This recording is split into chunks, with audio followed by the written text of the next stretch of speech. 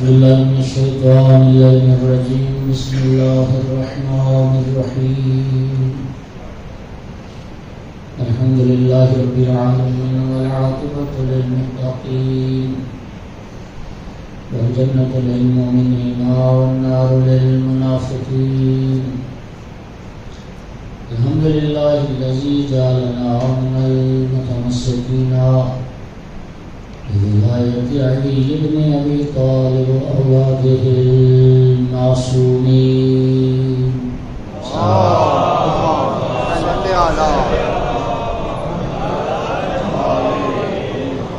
الحمد لله الذي جعلنا من الباقين على سيد الشهداء وأولاده وأصحابه المظلومين. الصلاة والسلام والتحية والإكرام على رسوله الكريم شفيع المظلومين آنس الغريبين ورحمة للعالمين. أعني على عبد المؤيد الرسول المسدد المحمود الأحمد المصطفى الأمجد أبا القاسم محمد.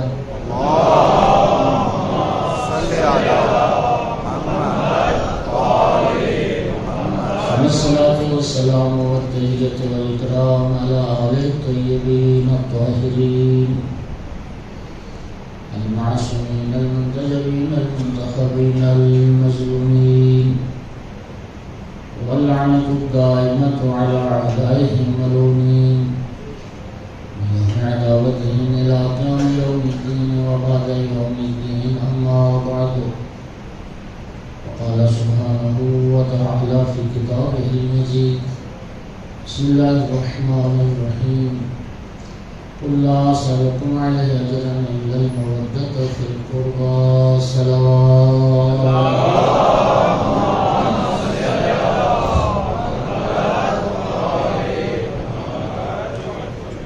مومن کرام، اللہ رب العزت نے ہم پر بڑا کرم کیا کہ امام حسین علیہ السلام کے صدقے میں ہمیں مجلس کی صورت میں ایک مکتب عطا فرمایا ہے۔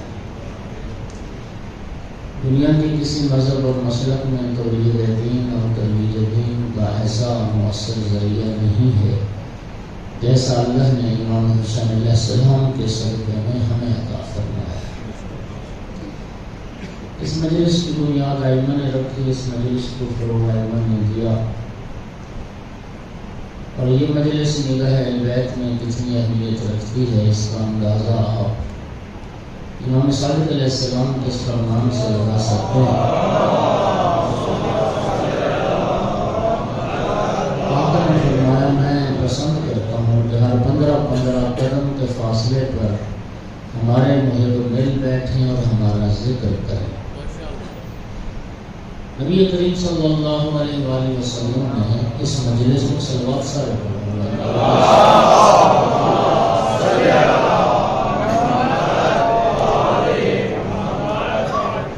مجلس میں انسان کیوں آئے، کس نیت سے آئے؟ سرکار نے نیت بتائی: من خرج من بیتہ لیطلب بعضا من العلم فهو سالک علی سبیل الجنہ۔ آقا فرماتے ہیں جو شخص اپنے گھر سے اس نیت اور ارادے کے ساتھ نکلتا ہے کہ چلو فلاں مقام پر آج مجلس ہے، چلتے ہیں کوئی ایک بات علم کی سمت پہ آتے ہیں، سرکار فرماتے ہیں جو اس نیت سے گھر سے نکلتا ہے پھر وہ راول پنڈی کی سڑکوں پر نہیں چل رہا ہوتا، وہ جنت کے راستے پہ چل رہا ہوتا۔ علم کی راہ جنت کی راہ ہے، علم کا راستہ جنت کا راستہ ہے۔ مومنین کرام، میں سمجھتا ہوں کہ 25 محرم الحرام امام زین العابدین علیہ السلام کی شہادت، صلی علی محمد، تو یہ جو 5 مجالس ہیں امام سجاد علیہ السلام کی سیرت اور شخصیت اور ان کی تعلیمات کے حوالے سے میں چاہوں گا کہ کچھ عرض کیا جائے۔ مومنین کرام، اگر آپ کو یہ علم ہو جائے کہ مدینہ میں، مکہ میں، ایران میں، عراق میں، کربلا میں، نجف میں کہیں پر امام زین العابدین علیہ السلام کی نعلین مبارک موجود ہے، تو کوئی کائنات کا شیعہ مومن ایسا ہوگا جو اس نعلین کی زیارت نہ کرنا چاہے؟ بولیے، سب کرنا چاہیں؟ اچھا، اور اگر آپ کو یہ معلوم ہو جائے کہ دنیا میں کسی مقام پر امام زین العابدین علیہ السلام کا امامہ مبارک نہ تو منصوب، وہ اصل سرکار کی جو دستار ہے جو امام سجاد علیہ السلام پہنا کرتے تھے وہ موجود ہے، ظاہر ہے جب نالین کی ہر کوئی زیارت کرنا چاہے گا تو امامہ کی بھی ہر کوئی زیارت کرنا چاہے گا، اپنی آنکھوں سے لگانا چاہے گا، اس کو مس کرنا چاہے گا، ایسا ہے نا؟ میں لوگوں کے گھروں میں دیکھتا ہوں اور بہت ساری جگہ پر تو ایسا ہے بھی صحیح کہ خانہ کعبہ کے غلاف کا چھوٹا سا ٹکڑا انہوں نے تبرک کے لیے فریم کروا کے لگوایا ہوتا ہے کہ یہ غلاف کعبہ کا ٹکڑا ہے ایسا؟ اچھا، بہت ساری جگہ پر بہت ساری بارگاہوں میں نے دیکھا وہ علم مبارک جو گنبد امام حسین علیہ السلام پر لہراتا رہا وہ کہیں سے ملا، انہوں نے فریم کروا کے اس علم کو لگایا ہوا ہے، لوگ زیارت کرتے ہیں، بوسہ دیتے ہیں، تو مولا حسین علیہ السلام کی گنبد سے یہ آیا۔ اسی طرح مولا عباس علیہ السلام کو مومنین کرام گزارش یہ ہے کہ جب ہم آئمہ علیہ السلام کے ساتھ جس چیز کی نسبت ہے اس کو ہم اتنا احترام دیتے ہیں، اتنے اس کو آنکھوں سے لگانا چاہتے ہیں، اس کو بوسہ دینا چاہتے ہیں، اس کی زیارت کرنا چاہتے ہیں، تو کیا وجہ ہے کہ تمام آئمہ کی طرف سے کچھ نہ کچھ میراث علمی ہم تک پہنچی ہے۔ امام کے نالین کے لیے ہم تیار ہیں کہ ہمیں پیسے بھی خرچ نہ کرنے پڑیں تو جا کے امام کے نالین کی زیارت کریں، تو آئمہ کی طرف سے جو علمی میراث ہم تک پہنچی ہے ہم اس کی قدر کیوں نہیں کرتے، اس کے ہم قدردان کیوں نہیں کرتے؟ میرے بھائیوں، اگر امام سجاد علیہ السلام کا جوتا ہم تک نہ پہنچ سکا، امام سجاد علیہ السلام کی عبا، امام سجاد علیہ السلام کا پیراہن، امام سجاد علیہ السلام کے وہ دستار مبارک ہم تک نہ پہنچی، امام سجاد علیہ السلام کا صحیفہ سجادیہ تو ہم تک پہنچا، امام سجاد علیہ السلام کا رسالت الحقوق تو ہم تک پہنچا، اور آپ جانتے ہیں کہ سب ائمہ کی طرف سے کچھ نہ کچھ فرہنگی علمی میراث شیعوں کے لیے آئی۔ نبی کریم صلی اللہ علیہ وآلہ وسلم کی احادیث کا ایک ذخیرہ ہے اور آقا کی سیرت کو لکھا گیا ہے۔ کلمہ کو رسول اللہ کے رب نے فرمایا لقد کان لکم فی رسول اللہ اسوۃ حسنہ، رسول اللہ کی ذات تمہارے لیے بہترین نمونہ عمل ہے۔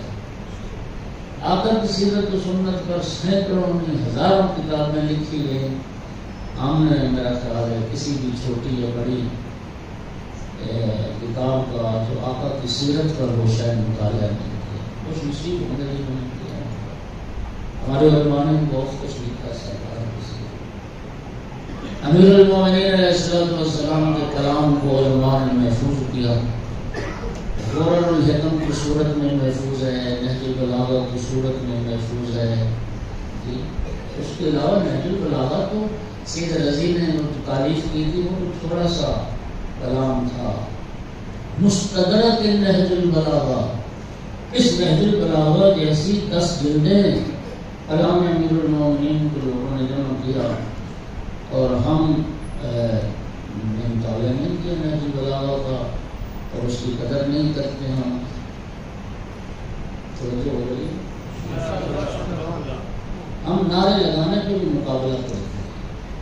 لمبا نعرہ کون لگواتا ہے؟ بعض مجلسوں میں یہ ماحول ہے، لیکن کلام امیر المومنین سے ہم آشنا ہیں.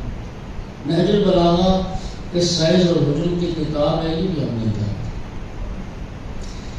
سامعین گرامی، امام علی نقی علیہ السلام سے میراث میں پہنچی دو چیزیں اور دو زیارت نامے ہیں.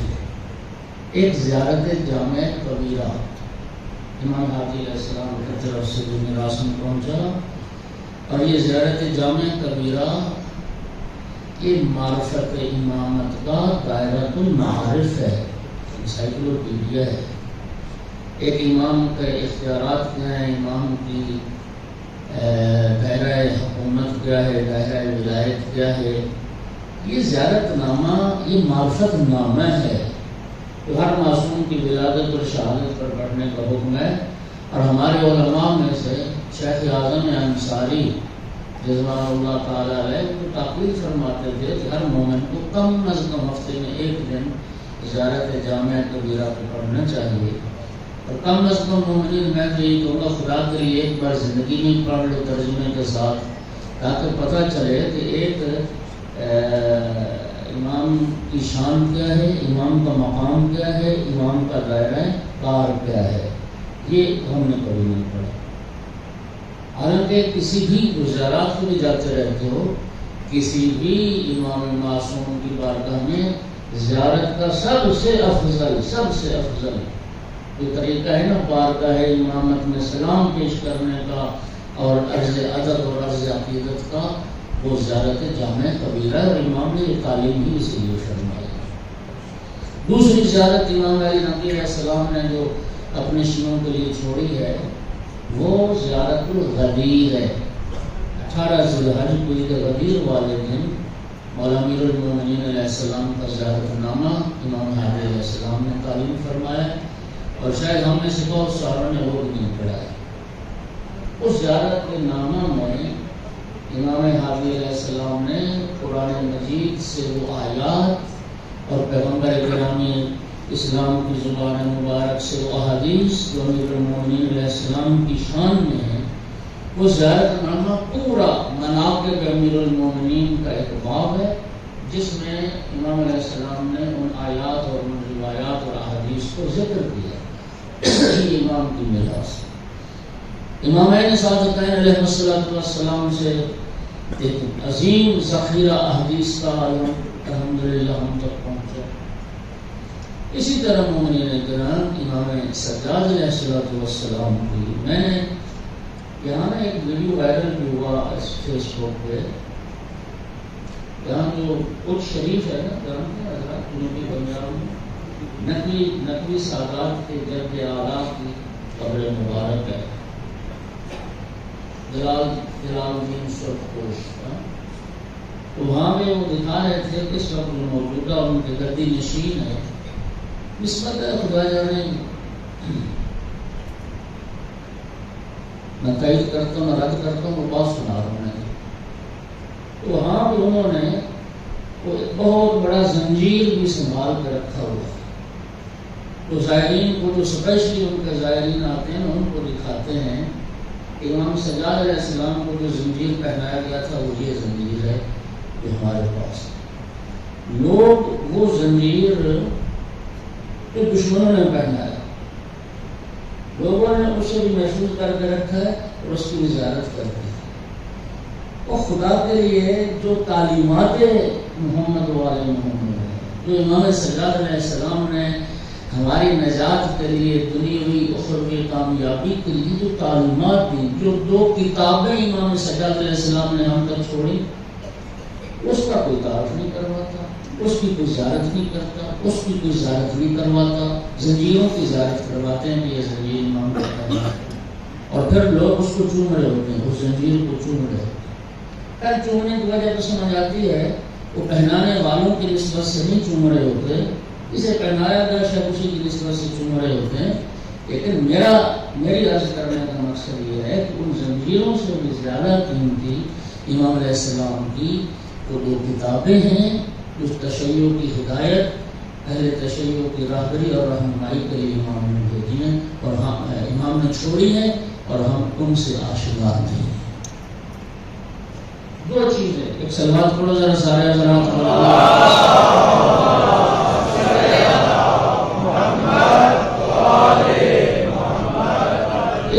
ایک کتاب صحیفہ سجادیہ، یہ تو الحمدللہ آشنا ہے، لیکن اللہ ہمیں پڑھنے کی توفیق دے۔ یہ دعائیں ہیں، رب سے مانگنے کا طریقہ امام نے بتایا ہے، اس میں دعائیں بھی ہیں، اس میں مناجات بھی، کسی اور مجلس میں تفصیل سے عرض کروں گا۔ لیکن ایک اور چیز امام سجاد علیہ السلام نے میراث میں چھوڑی ہے، اور رسالت الحقوق ہے۔ رسالت الحقوق دیوان آپ سرچ کریں گے آپ کو ملے گا، دنیا کی بے شمار زبانوں میں اس کا ترجمہ ہوا، اور متقدمین لکھتے ہیں کہ یہ رسالت الحقوق ایک ایسی دستاویز ہے جو تاریخ انسانی میں پہلی بار مرتب ہوئی، لکھی گئی، اس میں انسانوں کے حقوق کو امام نے بیان کیا۔ یہ پہلی مرتبہ تاریخ بشری میں یہ دستاویز مرتب کی گئی۔ وہ میں نے آپ ذرا توجہ کریں، دنیا میں ہوتا ہے ایسا ہے کہ جو معاشرہ کسی پر ظلم کرتا ہے وہ انسان اس ظالم سے انتقام ضرور لیتا ہے، اگر انتقام نہ لے سکے تو پھر کیا کرتا ہے؟ تو پھر اس معاشرے کی نہ پرواہ نہیں کرتا، جائے جہنم میں وہ معاشرہ۔ لیکن خدا کی قسم امام زین العابدین علیہ السلام کی سیرت گواہ ہے، کربلا میں جو ظلم ہوا علیہ رسول پر، امام سجاد علیہ السلام کی ذات پر، مولا حسین علیہ السلام جیسا بابا مارا گیا، چچا مارے گئے، بھائی ذبح ہو گئے، پھر نبی زادیوں کے ساتھ قید ہو گئے، کس قدر اذیت دکھ مسائل پہنچائے گئے۔ تو خود مولا سجاد علیہ السلام فرماتے ہیں ابھی تو اللہ نے ہماری محبت کو قرآن میں واجب کیا تھا، ہمارے جب رسول اللہ نے ہماری محبت و ولایت کی سفارش کی تھی، اگر خدا نے یہ فرمایا ہوتا، رسول اللہ نے یہ فرمایا ہوتا کہ میری آل پر ظلم کرنا، اس سے زیادہ ظلم نہ کر سکتے جو ظالموں نے ہم پر ظلم۔ نبی ذاتیوں کے ساتھ قید ہو جانا، ماں بہنوں کے ساتھ کوفہ و شام کے دربار و بازار میں پھرایا جانا، شام کی اسیری، اتنے ظلم سہنے کے باوجود خدا کی قسم جس زمانے میں اموی عیاشیوں میں مصروف تھے اور ایک گناہ کا ماحول اس دنیا پر غالب ہو رہا تھا، شراب عام ہو رہی تھی اور نشوں میں مست تھے اور سارا، اس حالت میں مولا سجاد علیہ السلام نے اپنے نانا کی امت کو سنبھالا، رحمت للعالمین کے فرزند تھے، اتنے ظلم کے باوجود بھی امت کو ان کے حال پر نہیں چھوڑا۔ ایسے حالات میں بھی امام نے انسانوں کے حقوق کی ایک دستاویز مرتب فرمائی اور لوگوں کو جہنم سے بچانے کی کوشش۔ ایسے حالات میں یہ رسالت الحقوق میں نے ایک بار عرض کیا تھا کہ الحمدللہ بانیان بیٹھے مجالس میں بڑا تبرک یا لنگر کہہ لیں تقسیم ہوتا ہے، یہ اچھی چیز ہے کہ لنگر کی تہذیب بھی آل محمد کے گھرانے سے ہی آئی ہے۔ واقعہ کربلا کے بعد جب مدینہ میں آقا آ گئے تھے تو جناب زینب کبریٰ صلوات اللہ علیہا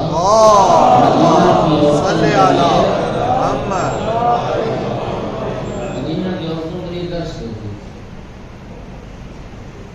تو درس پہلے سے تھا، جب امام نے مدینہ چھوڑا تو درس موقوف ہو گیا تھا۔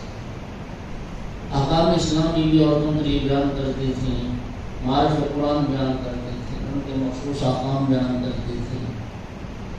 واقعہ کربلا کے بعد اور شام کی جب قید گزار کے اہل رسول کا قافلہ مدینہ پہنچا تو باغ نے پھر اس درس کو دوبارہ شروع کیا۔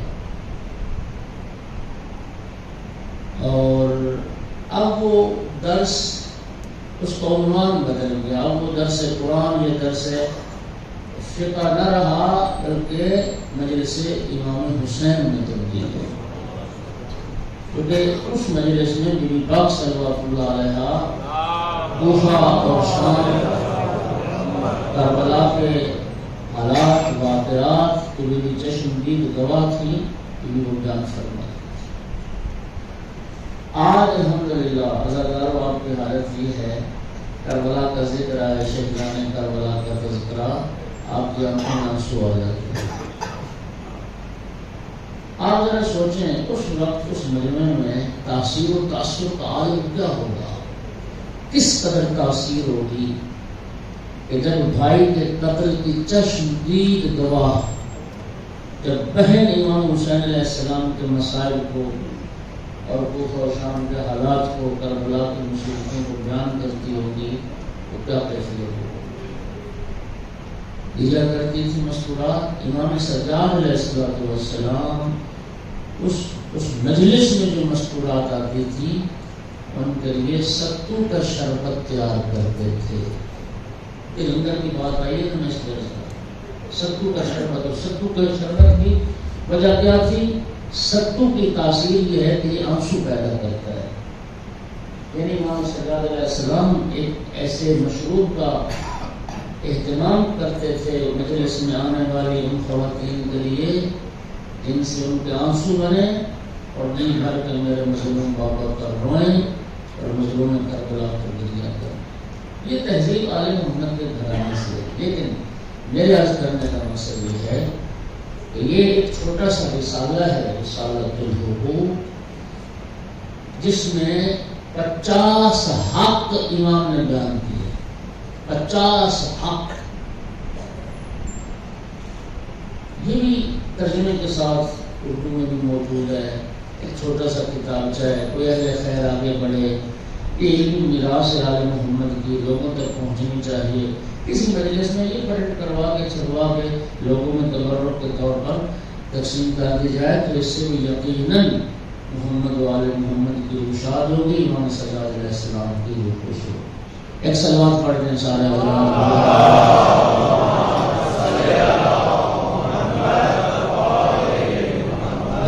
رات میں نہیں رہے انشاءاللہ سلامت ہے۔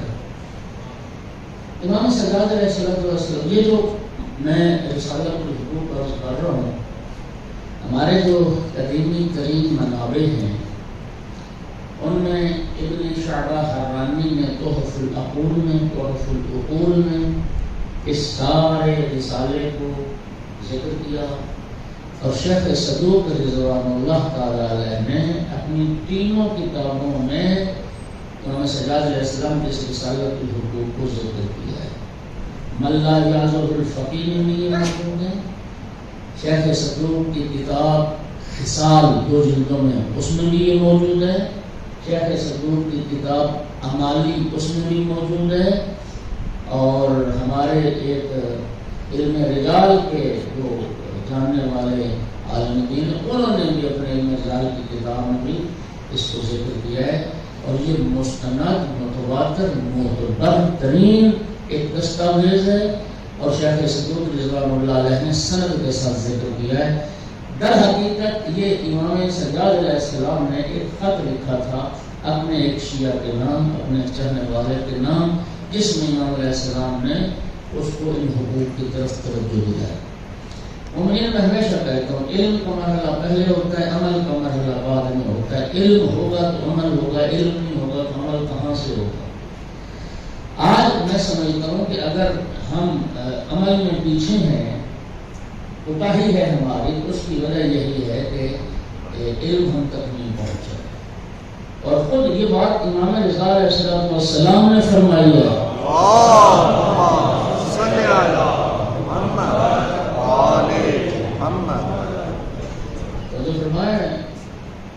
امام رضا علیہ السلام فرماتے ہیں رحم اللہ عبدا من احیا امرنا، اللہ کی رحمت نازل اس بندے پر جو ہمارے امر کو زندہ کرے۔ قیل فکیف یحیی امرکم یا ابن رسول اللہ، فرزند رسول آپ کا امر، آپ کا مکتب، آپ کا پیغام کیسے زندہ ہو سکتا ہے؟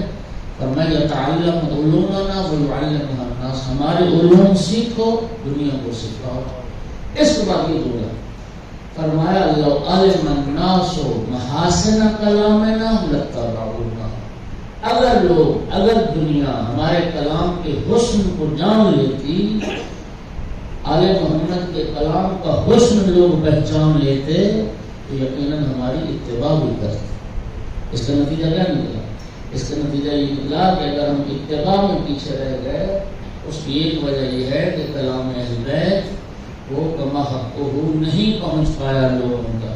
امام فرما رہے ہیں اگر ہمارا کلام ہمارے کلام کے حسن کو دنیا پہچان لیتی تو یقیناً ہماری اتباع کرتی۔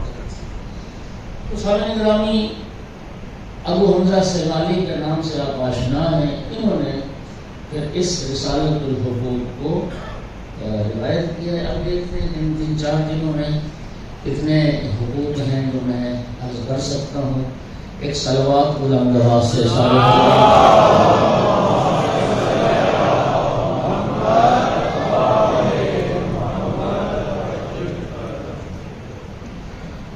امام سجاد علیہ السلام نے لکھا، علم رحمت اللہ اپنے صحابی کو فرما رہے ہیں اللہ تجھ پر رحمتیں نازل کرے، یہ بات اچھی طرح جان لو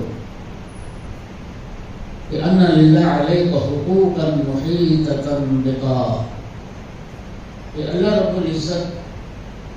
العزت کے کچھ حقوق ہیں تم پر، اور وہ حق تمہیں ادا کرنے ہیں، چاہے تم کیا ہو، فی کل حرکت حرکتہا اور سکنت سکنتہا اور منزلت نزلتہا اور جارحت طلبتہا اور آلت تصرفت بہا۔ اللہ رب العزت کے کچھ حقوق ہیں جو تمہیں ادا کرنے ہیں، خواہ تم انہیں حرکت میں ادا کرو یا سکون میں ادا کرو یا کسی منزل پر انجام دو جہاں تم اترے ہو، یا اپنے اعضاء و جواہر کے ساتھ جن اعضاء کے ساتھ تم حرکت کرتے ہو ان کے ساتھ تمہیں وہ حقوق ادا کرنے ہیں۔ اور فرمایا اگلا جملہ کہ بعض و اکبر من بعض، اور حقوق میں سے بعض حقوق دوسرے بعض حقوق سے بڑے حقوق ہیں۔ اچھا درخت کیجیے، حقوق اس سے مراد صرف وہ واجب حق نہیں ہے، اس رسالۃ الحقوق میں جو واجبات ہیں امام علیہ السلام نے وہ بھی بیان فرمائے ہیں، جو مستحبات ہیں امام علیہ السلام نے وہ بھی بیان فرمائے ہیں، اور جو آداب ہیں امام علیہ السلام نے وہ بھی بیان فرمائے۔ یہ 3 چیزیں آتی ہیں حقوق میں، واجبات کا حصہ بھی ہے کہ اگر ادا نہ کرو گے تو عذاب بھگتنا ہوگا، مستحبات بھی ہیں کرو گے تو ثواب حاصل ہوگا، اور کچھ جو آداب معاشرت اخلاق کہلاتا ہے، کچھ وہ اخلاقی حقوق بھی امام علیہ السلام نے اس میں بیان فرمایا ہے۔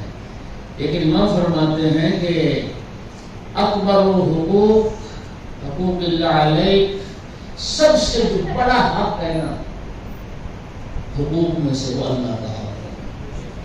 اور مومنین یاد رکھیے، جنہیں ہم بندگان کے حقوق کہتے ہیں یہ در حقیقت حق اللہ کا ہی ہے۔ اس اللہ رب العزت نے ہی بندوں کے حقوق بھی ہم پر واجب کیے ہیں، یعنی اس حق کو بھی کوئی بندہ، اگر کوئی کسی بندہ مومن کو حق کو ضائع کرتا ہے تو وہ بھی در حقیقت نافرمانی اللہ کی کرتا ہے، اس لیے کہ وہ حق بھی اللہ رب العزت نے ہی قرار دیے ہیں۔ امام نے فرمایا سب سے جو بڑا حق ہے نا انسان پر وہ اللہ کے حقوق ہے۔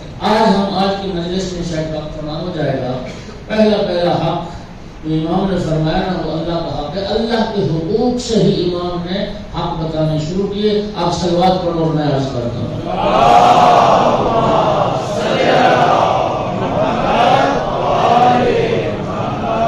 فرمایا فَأَمَّ حَقُّ اللَّهِ الْأَكْبَرُ، فرمایا اللہ کا حق سب سے بڑا حق ہے۔ اور وہ اللہ کا حق کیا ہے؟ بندوں پر، ہماری گردن پر رب کا کیا حق ہے؟ فرمایا فَإِنَّكَ تَعْبُدُهُ لَا تُشْرِكُ بِهِ شَيْئًا،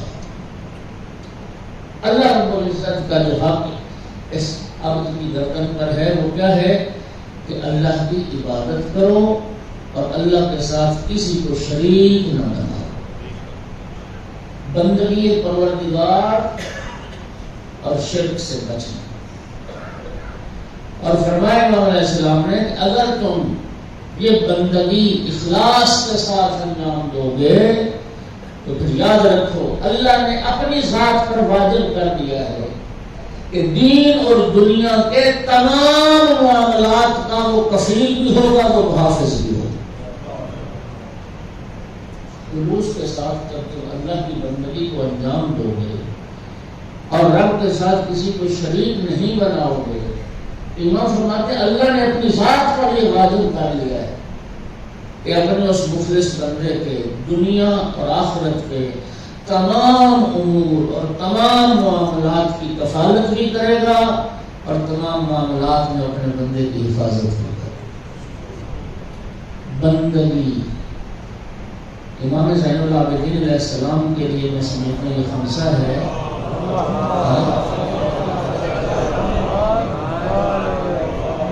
بندگی اس کریم کا حق ہے، عبادت اس کریم کا حق ہے، لیکن سامنے گرامی عبادت سے بھی پہلے بھی ایک چیز ضروری ہے، وہ ذات کی معرفت ہے.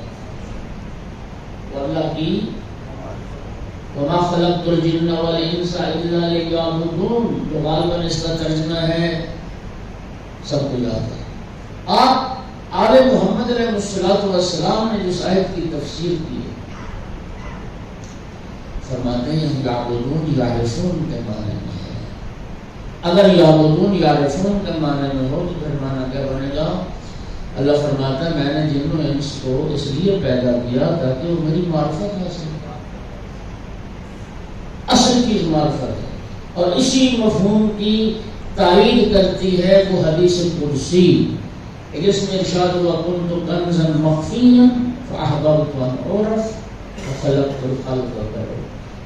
میں ایک خزانہ مخفی تھا، میں نے چاہا میں پہچانا جو میری معرفت ہو، میں نے اپنی معرفت کے لیے ایک مخلوق کو خلق کیا تاکہ میں پہچان جاؤں. معرفت پروردگار انشاءاللہ یہ سب سے پہلا بنیادی ہے. امام موسیٰ کاظم علیہ السلام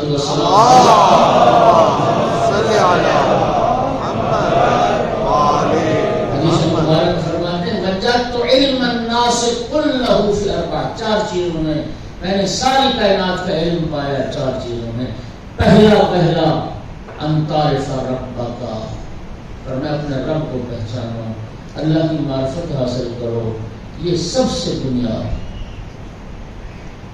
اور نبی کریم صلی اللہ علیہ وآلہ وسلم کی حدیث مبارک صلوات بلند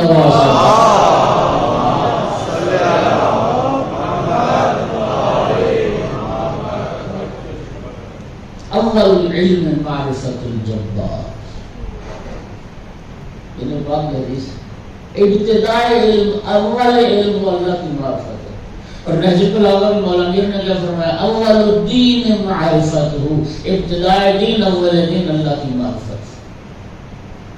ان دونوں حدیث کو ملا کے نتیجہ کیا نکلے گا؟ جسے معرفت پروردگار نہ ہو، نہ اس نے دین کی دہلیز پر قدم رکھا ہے نہ علم کی دہلیز پر قدم رکھا ہے. معرفت پروردگار. امام حسین علیہ السلام صلی اللہ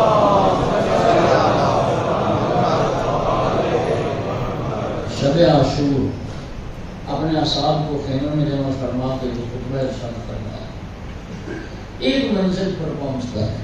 امام حسین علیہ السلام کی جملے فیا بن الکرام، اے شریف ذات، کیا خطاب ہے، کن لفظوں سے خطاب ہے. یا بن الکرام، اے شریف ذات، اے کریم لوگوں کی اولاد. ما خلق اللہ العباد الا لیعرفوہ، اللہ نے اس لیے بندوں کو پیدا کیا تاکہ بندے اپنے رب کو پہچانے. سرزمین کربلا، شب عاشور اور درس معرفت توحید کیا جائے. ما خلق اللہ العباد الا لیعرفوہ، اللہ نے اس لیے بندوں کو پیدا کیا تاکہ بندے رب کو پہچانے. وَإِذَا عَرَفُوهُ عَبَدُوهُ، پھر جب بندے رب کو پہچان لیں گے تو پھر اللہ کی عبادت بھی کریں. آپ نے غور کیا امام حسین علیہ السلام نے عبادت خدا کو نتیجہ معرفت خدا قرار دیا. جب معرفت رب ہوگی تو عبادت کریں گے، اس معرفت رب ہی نہ ہو تو عبادت کیا کرے گا؟ عبادت نتیجہ معرفت ہے. امام سجاد علیہ السلام فرماتے ہیں اللہ کا پہلا حق اس کی عبادت ہے، اور مولا حسین فرماتے ہیں عبادت سے پہلے اس کی معرفت ہے. معرفت ہوگی تو عبادت ہو. اب ایک جملے کو غور کریں میرے دوستوں، جسے معرفت رب نہ ہو وہ کیا جانے کہ سجدہ خالق کی لذت کیا ہے. جسے معرفت رب نہ ہو وہ امام حسین علیہ السلام کے فرمان کو کیا جانے گا. مولا حسین فرماتے ہیں میرا اللہ تو گواہ ہے حسین عاشق ہے تیری نماز کا. جسے معرفت پروردگار نہ ہو وہ نبی کریم کی اس حدیث کو کیا جانے گا کہ رسول اللہ نے فرمایا قرۃ عینی فی الصلاۃ، یہ نماز میں محمد کی آنکھوں کی ٹھنڈک. اذا عرفوہ عبدوہ، جب پہچانیں گے تو اللہ کی معرفت کریں گے. اذا عبدوہ، تیسرا جملہ، وَإِذَا عَبَدُوهُ اسْتَغْنَوْا بِعِبَادَةِ رَبِّهِ عَنْ عِبَادَةِ غَيْرِهِ. پھر انسان جب اللہ کو پہچان لے گا، عبادت کرے گا تو اللہ کی عبادت کر لے گا تو پھر غیر اللہ کی عبادت سے بے نیاز ہو جائے گا. جو سر خدا کی بارگاہ میں جھکتا ہے وہ غیر کے آگے، جو سر خدا کے آگے نہیں جھکتا گھر کسی کے آگے. امام حسین علیہ السلام کے فرمان کا مطلب ہے کہ عبادت رب کا سب سے بڑا فائدہ یہ ہے کہ جو خدا کی بارگاہ میں جھکنا سیکھ لے وہ پھر اللہ کے غیر کے آگے. کیا خوبصورت جملہ رانا علی نبی نے فرمایا تھا. وہ فرماتے تھے کہ امام حسین علیہ السلام کا سر مبارک نوک نیزہ پر کربلا سے شام تک یہ اعلان کرتا ہے دنیا والوں گواہ رہنا میں نے کٹایا ہے جھکایا نہیں، میں نے سر کٹایا ہے یزید کے سامنے جھکایا نہیں. مومنین کرام جب یہاں تک بیان پہنچا ایک صلوات پڑھ لیجیے.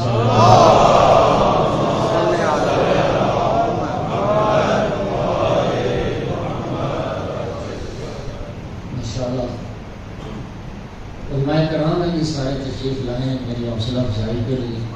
اللہ سب کو سلامت رکھے. صلوات بلند آواز سے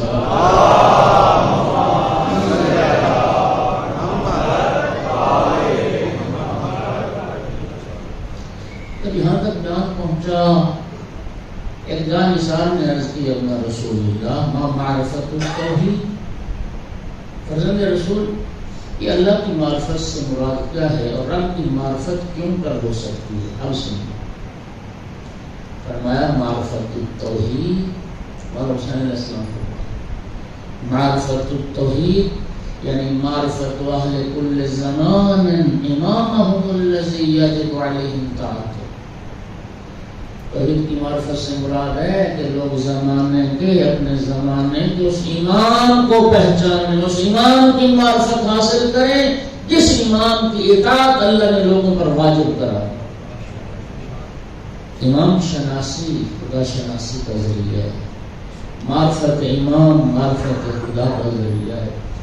اور زیارت جامع کبیرہ کا جو میں حوالہ دے رہا تھا اس میں یہی تو جملہ امام علی نبی علیہ السلام کا السلام علی محال معرفت اللہ.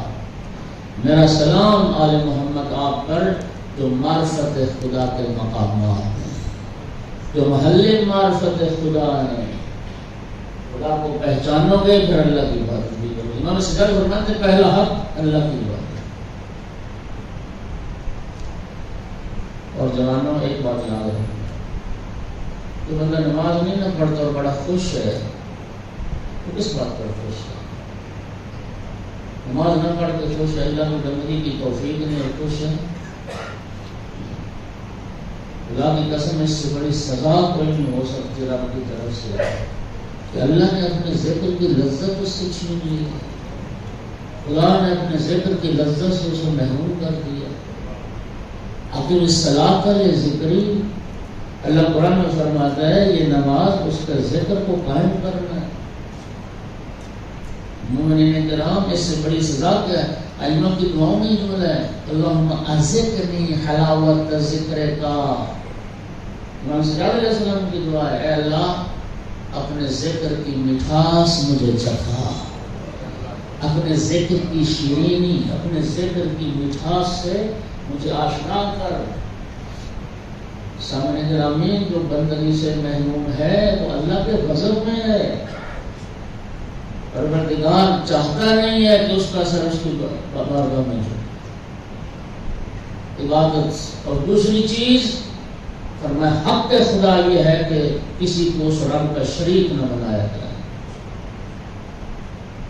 انبیاء کی تعلیمات کیا تھی؟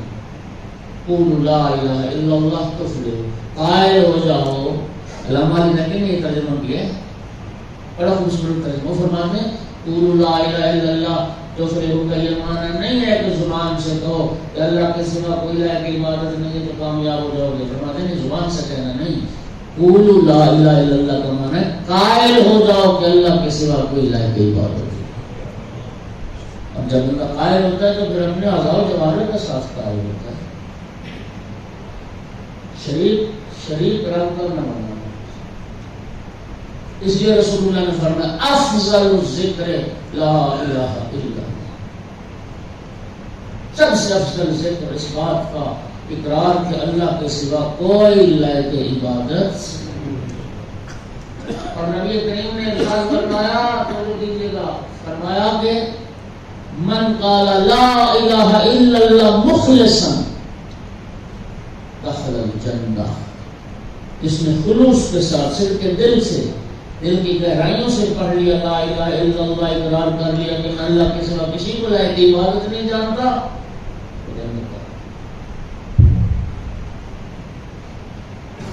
سامن الجنت لا الہ الا اللہ۔ یہ حدیث میں فرمایا جنت کی قیمت، جنت کی قیمت یہ گواہی ہے کہ میں اللہ کے سوا کسی کو لائق عبادت نہیں سمجھتا۔ شرک سے بچنا، شرک سے۔ وَإِذْ قَالَ لُقْمَانُ لِابْنِهِ وَهُوَ يَعِظُهُ يَا بُنَيَّ لَا تُشْرِكْ بِاللَّهِ۔ حضرت لقمان بیٹے کو وصیت کر رہے تھے بیٹا اللہ کے ساتھ کسی کو شریک نہ بنانا، ان الشرک لظلم عظیم، شرک ظلم عظیم۔ ایک آیت مجیدہ بڑی ہلا دینے والی ہے، رسول قرآن میں اللہ فرماتا ہے وَمَا يُؤْمِنُهُمْ اکثرهم وما یؤمن اکثرهم باللہ الا وهم مشرکون۔ اللہ فرماتا ہے لوگوں کی کثرت اللہ پر ایمان نہیں رکھتی، کثرت جو ہے وہ مشرک ہیں۔ اللہ محمد بھی کہہ رہا ہے لیکن مشرک بھی کہہ رہا ہے، ٹھیک ہے؟ وہ شرک کا معاملہ بڑا دقیق معاملہ ہے۔ امام کی حدیث ہے شرک اس سے بھی زیادہ مخفی طریقے سے انسان میں شرائط کرتا ہے۔ سیاہ تاریک رات اور سیاہ پتھر اور اس پر سیاہ چیونٹی چل رہی ہے، اور بتائیے کسی کو آئے گی نظر؟ وہ لوگ کسی کو نظر آئے گی؟ سیاہ تاریک رات ہے، سیاہ پتھر ہے، سیاہ چیونٹی ہے، اور میں اس سے بھی زیادہ مخفی طریقے سے شرک انسان میں داخل ہوتا ہے۔ معصوم سے یہ سوال کیا کہ مولا یہ کیا ہوا کہ مومن ہیں مومن لیکن فرمایا اکثر جو اللہ پر ایمان لانے والے وہ مشرک ہیں، اس کا کیا مطلب ہے؟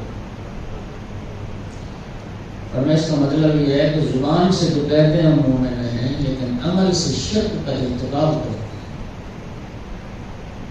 شرک کسی میں نہیں علماء نے، شرک خفی ہے، شرک جلی ہے۔ امام نے فرمایا یہ بھی ایک شرک کی قسم ہے۔ انسان یہ کہ بھائی علی ڈاکٹر جانا لکھتا ہے نجات صاحب آپ نے ہوتے تو میں تو آج مارا ہی گیا تھا، فرمایا شرک۔ اچھا اب آپ کے ذہن میں سوال آئے گا ادھر یہ بھی تو شارع مقدس کہتا ہے کہ مخلوق کا شکر ادا جو مخلوق کا شکر ادا نہیں کرتا وہ خالق کا بھی ادا نہیں کرتا، کیا کرے؟ میں ایسے نہ کہو، یہ کہو کہ اگر اللہ نے تجھے میرا مددگار بنا کے نہ بھیجا ہوتا تو میں آج شاید زندہ نہ ہوتا۔ یہ عین توحید ہے، مستقل اللہ کی ذات ہے۔ الا لہ الحکم والامر، حکم اسی کا چلتا ہے، امر اسی کا چلتا ہے۔ اللہ نے، ڈاکٹر صاحب آپ نے مجھے بچا لیا نہیں، اللہ نے ڈاکٹر صاحب تمہارے ذریعے سے مجھے بچا لیا۔ توجہ ہو رہی ہے؟ شرک سے بچنا، اور اللہ معاف کرے تو ہمارے یہاں تو حالات بڑے خوفناک ہیں۔ شرک کا جو واضح ترین مصداق ہے، روشن جلی شرک جلی، وہ اللہ کے غیر کو سجدہ کرنا، شرک فی العبادت۔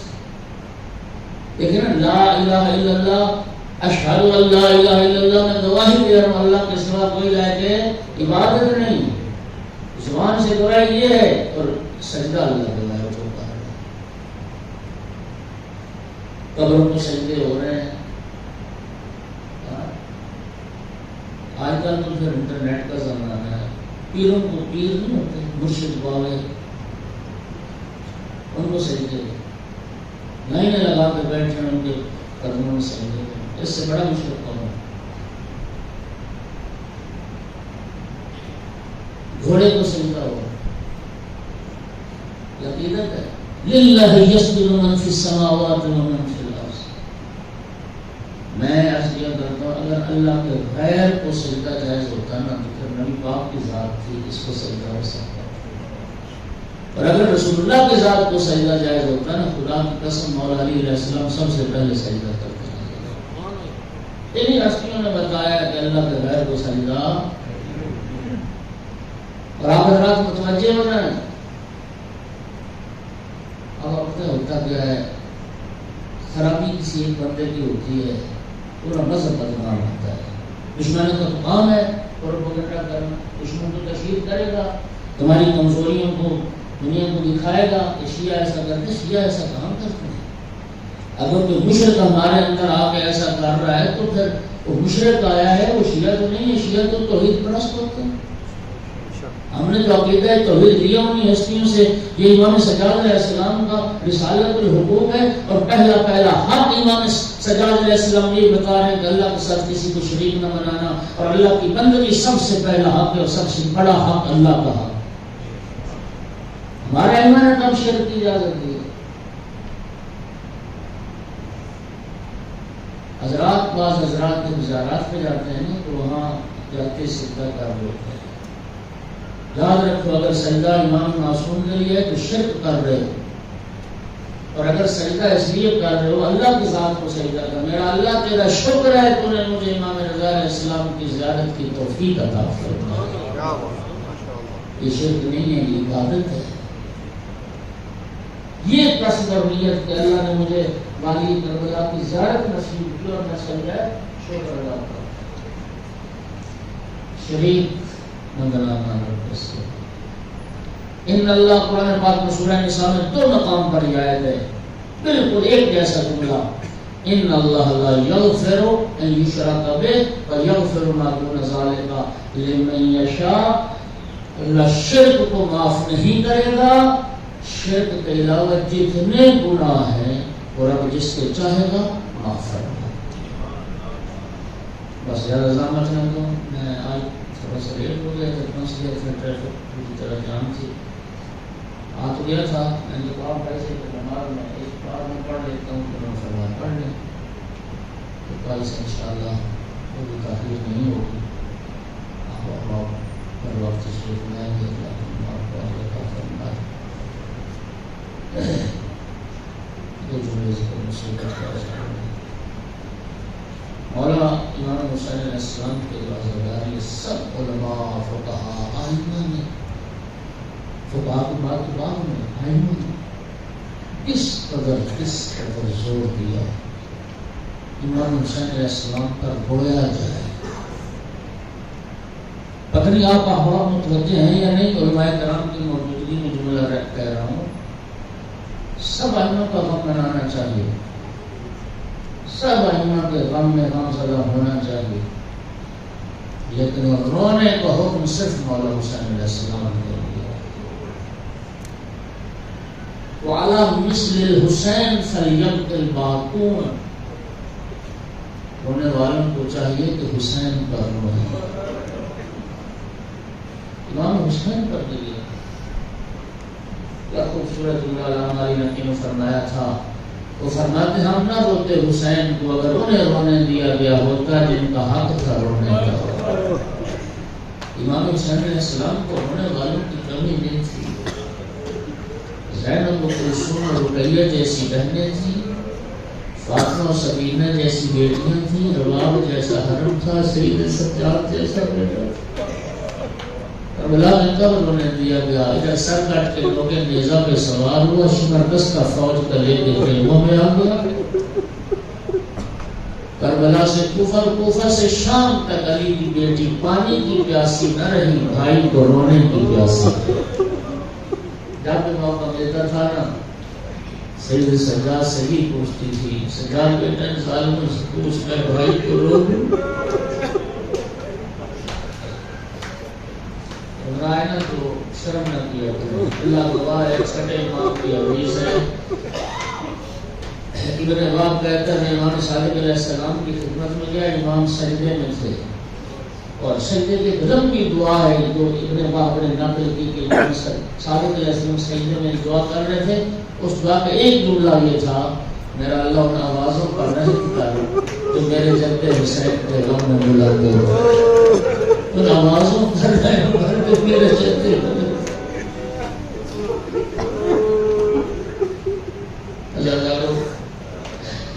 جب جنگ احد کا اختتام ہوا نا،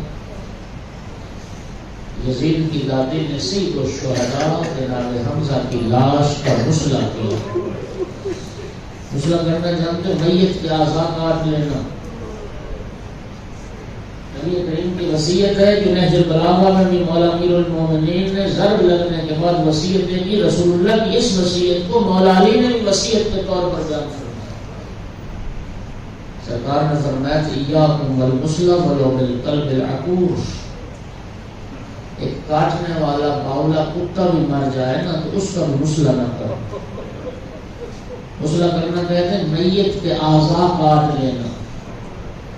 سید الشہداء جناب حمزہ کی لاش کو مسلح کیا گیا، جناب حمزہ کے کان کاٹے گئے، لب کاٹے گئے، ناک کاٹ لی گئی، ہاتھوں کی انگلیاں کاٹ لی گئی اور سارے اعضاء کاٹ کے آنکھیں نکال لی گئی جناب حمزہ کی۔